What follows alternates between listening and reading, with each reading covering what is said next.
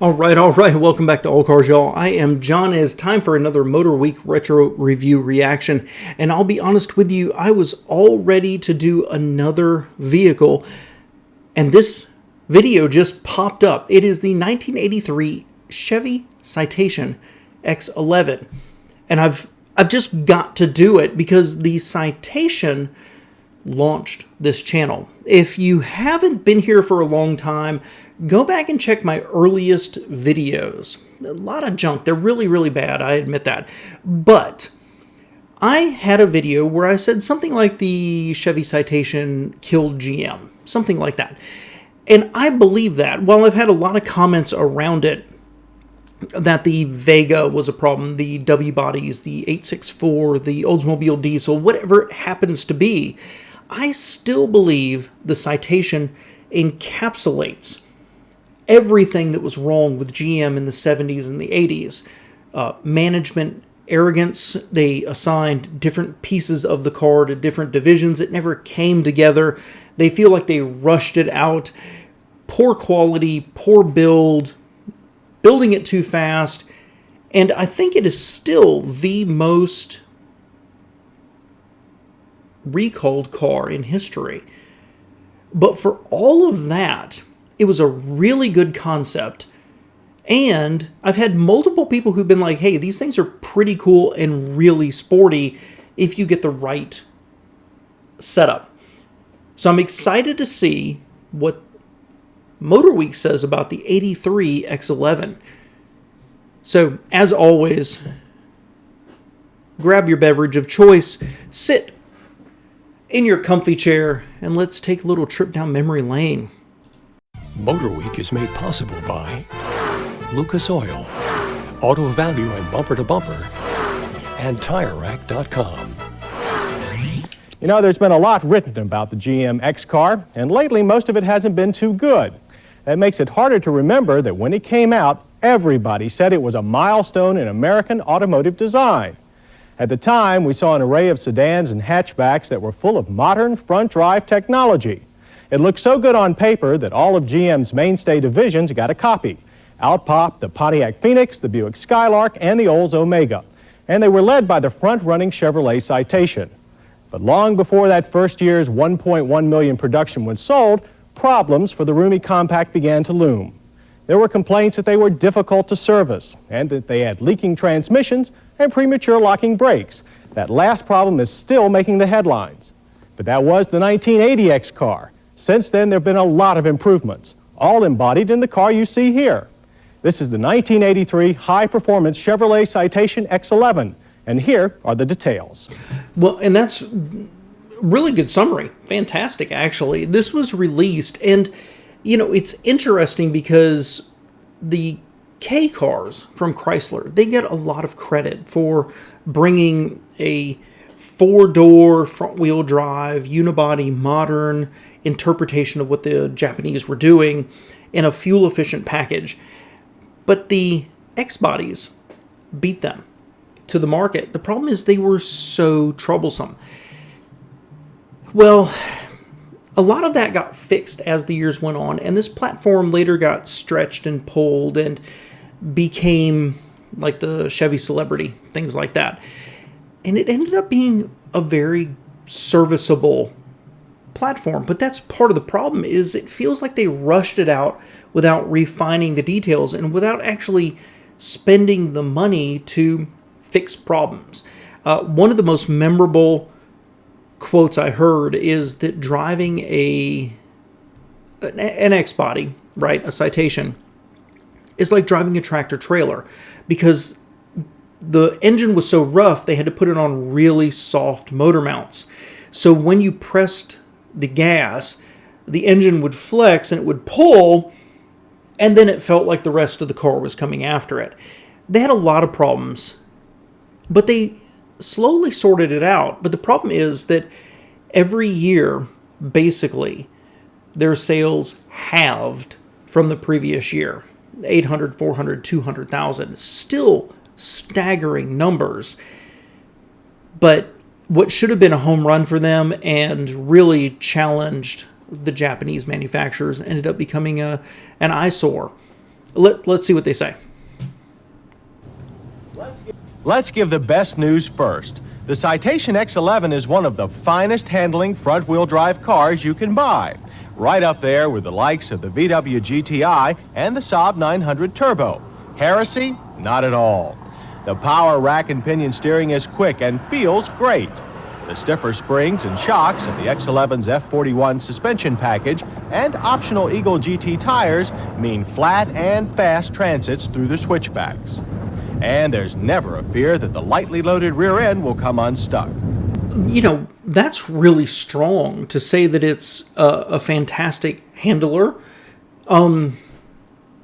That's pretty strong. I'm a little shocked, as a matter of fact. I've always thought it handled pretty well, but that's a little stronger than I imagined it was going to be. The smoothness of the car's response actually reminds us, heresy again, of such rear drive performers as the Camaro Z28 and maybe even BMW. Don't believe it? Then look at how effortlessly the X11 takes a high-speed emergency maneuver, little twitch and lots of confidence. We were only slightly less enthusiastic about acceleration. The X11's power comes from the high-output version of Chevy's 2.8-liter V6. That means 135 horsepower, 20% more than the standard version.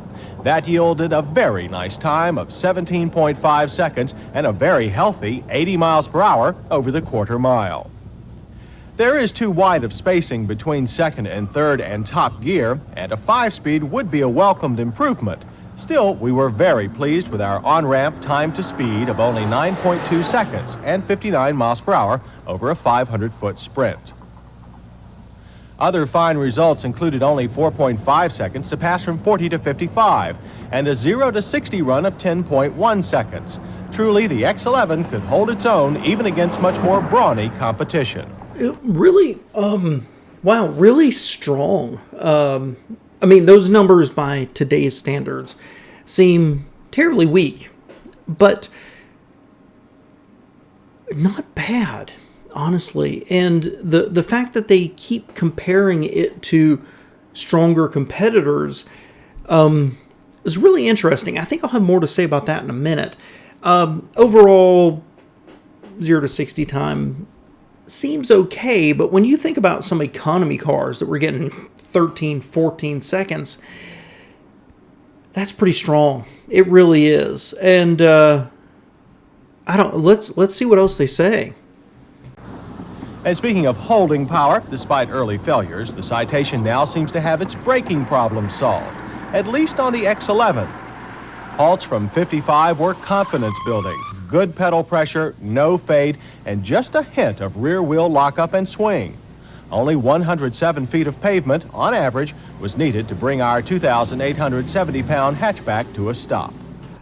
So 2,871, I think they said, pounds. That's extremely light. That's really impressive. I miss cars like that. 107 feet. Wow. That's from 55, not from 60. But still, that's pretty good. I would not say that was a touch of rear end kick out there. Still seems like a problem with the brake distribution. This is a big issue. This became a major lawsuit for GM. And apparently it was a pretty simple fix. They just wouldn't do it. For the time, however, without anti-lock brakes and everything else, that's not unusual. This is 83, right? That's not terribly unusual. So in a panic stop where you get just a little kick out at the end, well, at the time you knew how to correct for that.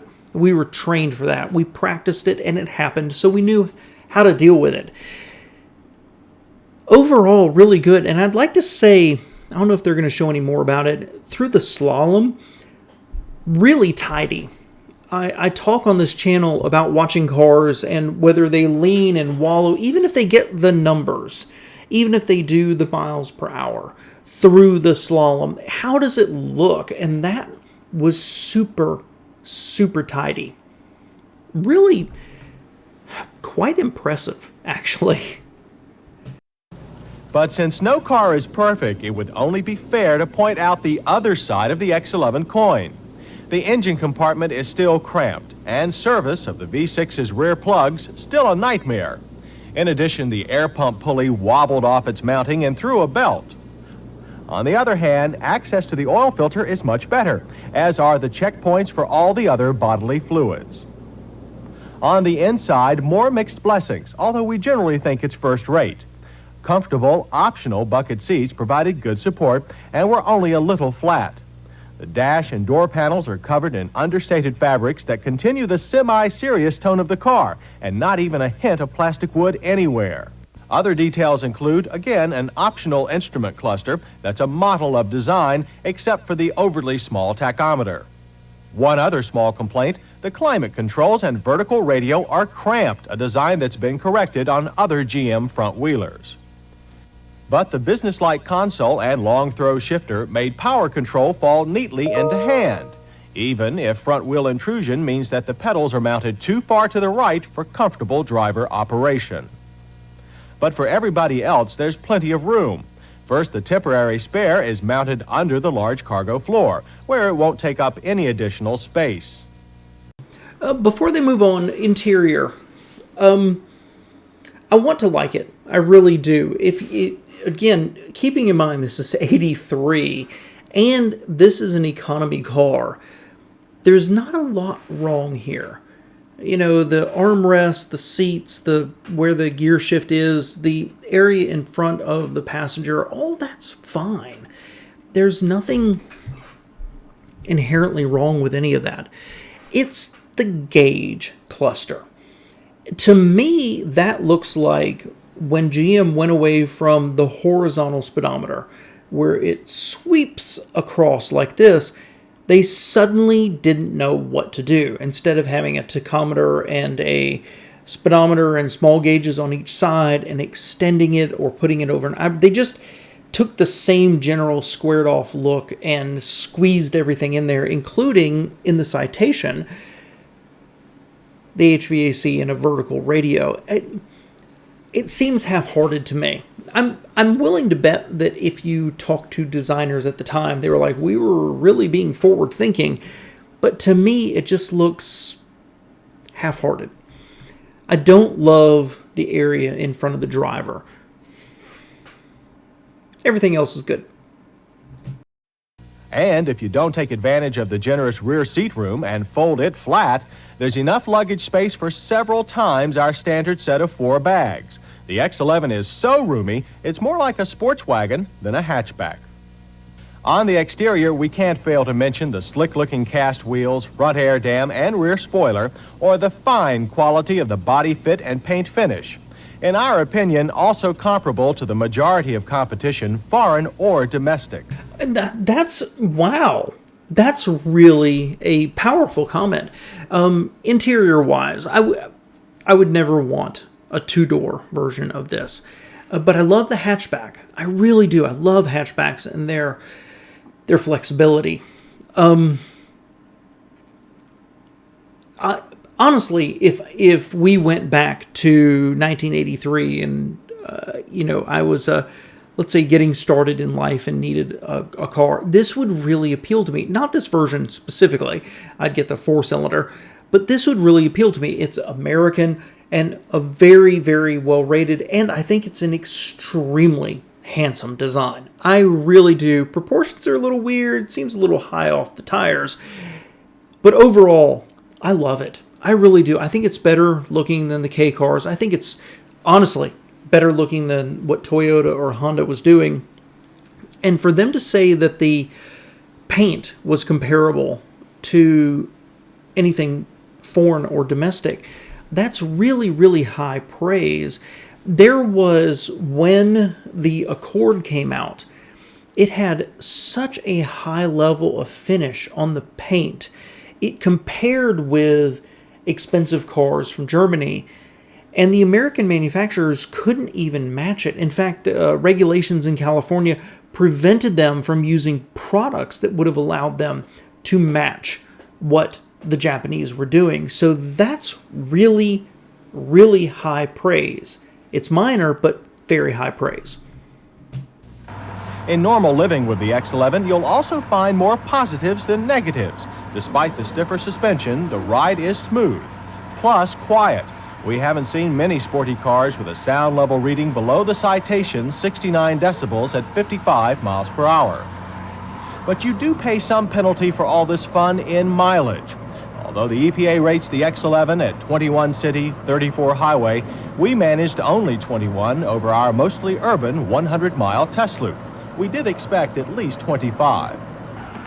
However, in a sports-minded group such as ours, individual comments were bound to be most interesting. You know, 15 years ago, the 327 Nova was king of the economy supercars. Now the X11 is heir to that throne. And with its balance of handling and power, I'd call it son of supersport. Obviously, we like the Citation X11, despite a bevy of small faults. At around $10,000 for a reasonably equipped car, I still think its now slightly aged design is highly viable. And with similar high-performance versions offered by Pontiac, Buick, and Olds, it's clear that it will take more than a bit of bad press to extract the X car from our suburban hearts, minds, and carports. No, it was more than a bit of bad press. This car was, my humble opinion, horrific. It really was in every respect, from brakes to, I think it was transmission fluid leaking that caused fires, to rusting, to everything about it. But they got it sorted as the years went by. And 83, I like how they say it's slightly dated, but I still think it's a handsome car. And as someone who wants to support an American manufacturer, and someone who back then absolutely supported American manufacturers, this would have very much appealed to me. I still think it's a pretty handsome car. If you disagree, I understand. I really do. But I think it's really good looking. I think it's better looking than the Accords at the time. Maybe not as delicate, as refined, but very, very good looking. This car is honestly one of the great sadness of the early 80s to me. There's so many mistakes. There's so much the Japanese were doing and the Germans were doing versus what the Americans were stumbling their way through. And this car is so sad to me because it could have been historic. It really could have. It was a absolute swing for the fences home run by GM. And they were going to produce this car that went through all their divisions, and it was going to challenge the Accord directly. And it ended up just being a constant failure. No matter how you looked at it, no matter how you turned, other than maybe raw performance, the Accord was better.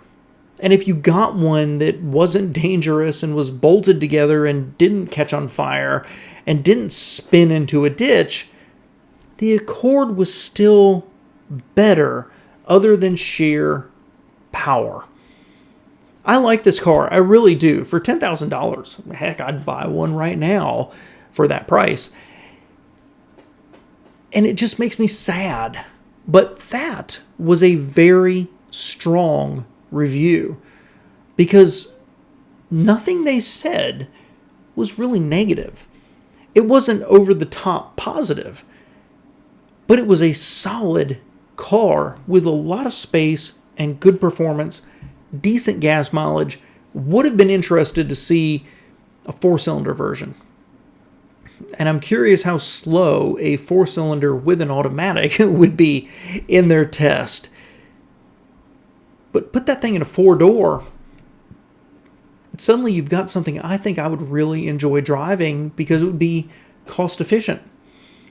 And again, if we're putting ourselves in this mental game of going back to then, I wasn't really into the Japanese or the Germans yet. So I don't think I would have considered something like a Golf or an Accord or a Camry or whatever else was available. This would have appealed to me. Let me know what you think below, guys. I'm pretty positive about this one and how it was reviewed, because they worked out most of the problems. They ended up with something pretty solid. of course, right before they canceled it. Thanks for being here.